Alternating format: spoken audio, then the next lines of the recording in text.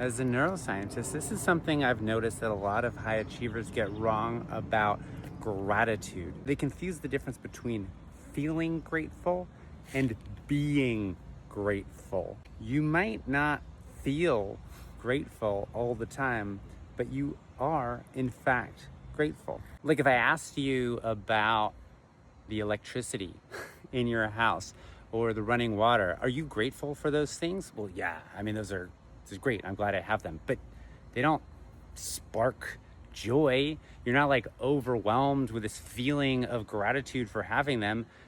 You are just grateful that you have them.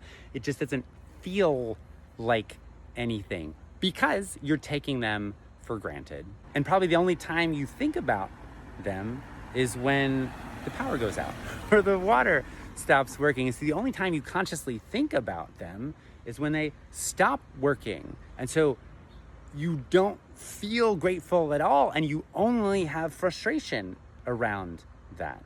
But you actually have both of those things. You have frustration and you have gratitude. But a lot of people tell themselves that they don't have gratitude because they have all these other feelings.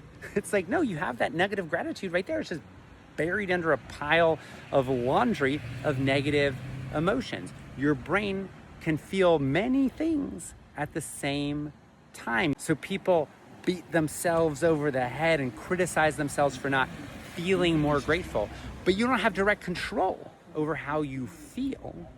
But you can take a moment to acknowledge the good things in your life that you're glad are there, that your life would be worse without them. That's not always going to make yourself feel grateful, but it does start to rewire the brain circuits that make that gratitude more automatic in the future, and that calms down your anxiety and stress. So it's a useful thing to do as a practice.